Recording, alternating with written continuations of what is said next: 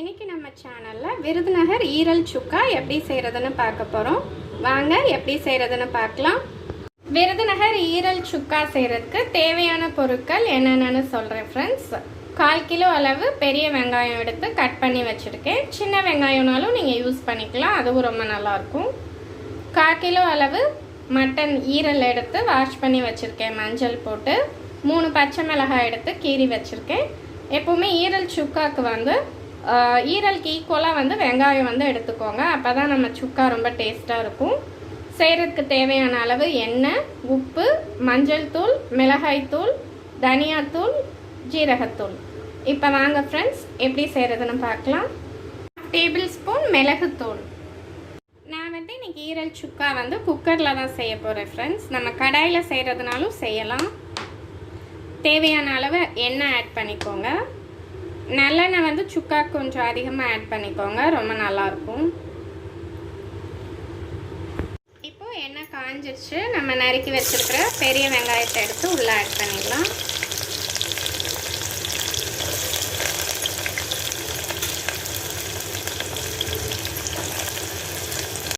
வெங்காயத்தை நல்லா வதக்கி விட்டுக்கோங்க. கீறி வச்சிருக்கிற 3 பச்சை மிளகாயும் உள்ள ஆட் பண்ணிக்கலாம். ஃப்ரெண்ட்ஸ், இப்போ வெங்காயம் வந்து லைட்டாக செவந்து வந்திருக்கு. இந்த ஸ்டேஜில் நம்ம மசாலா எல்லாம் உள்ள ஆட் பண்ணிடலாம். 1/2 ஸ்பூன் மல்லித்தூள், தனியாத்தூள் உள்ள ஆட் பண்ணிக்கலாம். 1 ஸ்பூன் தனி மிளகாய் தூள் ஆட் பண்ணிக்கலாம். 1/2 ஸ்பூன் ஜீரகத்தூள் உள்ள ஆட் பண்ணிக்கலாம். 1/2 ஸ்பூன் மஞ்சள் தூள் உள்ள ஆட் பண்ணிக்கலாம். மசாலாலாம் ஆட் பண்ணும்போது வந்து ஃப்ளேமை வந்து சிம்மில் வச்சுடுங்க. பண்ண மசாலா எல்லாத்தையும் வெங்காயத்தோட சேர்ந்து நல்லா மிக்ஸ் பண்ணி விட்டுக்கோங்க. தேவையான 1/2 ஸ்பூன் சால்ட் ஆட் பண்ணிக்கலாம்.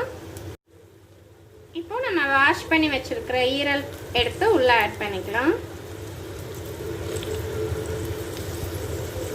மசாலாலாம் வெங்காயத்தில் வந்து ஆட் பண்ணிட்டு ஈரல் உள்ள ஆட் பண்ணும்போது நமக்கு அந்த பச்சை வாசனை வந்து தெரியாமல் இருக்கும்.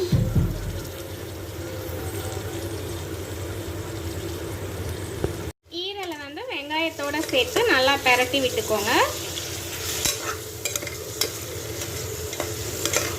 ஈரலை வந்து அதிக நேரம் வதக்கக்கூடாது, அது வந்து ஹார்ட் ஆகிடும். அதனால 1 நிமிஷம் மட்டும் வெங்காயத்தோட சேர்த்து மிக்ஸ் பண்ணி விட்டுக்கோங்க. இப்போ ஈரல் குக் ஆகிறதுக்கு தேவையான அளவு தண்ணி உள்ள ஆட் பண்ணிடலாம். க்ளோஸ் பண்ணி வெயிட் வச்சு மீடியம் ஃப்ளேமில் ஒரு 5 நிமிஷம் மட்டும் குக் பண்ணிட்டு ஆஃப் பண்ணிவிடுங்க.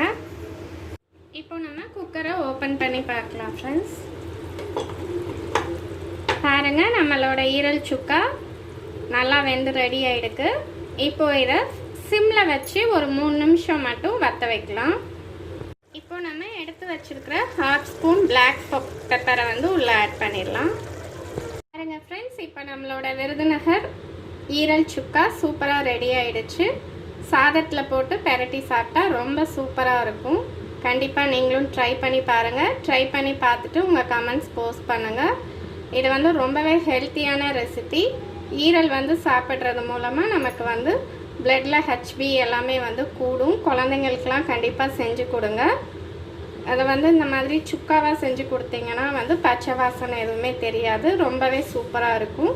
கண்டிப்பாக ட்ரை பண்ணி பாருங்கள். என்னோடய ரெசிபி உங்களுக்கு பிடிச்சிருந்தா மறக்காமல் லைக் பண்ணுங்கள், நிறையா ஷேர் பண்ணுங்கள். Bye friends, thank you.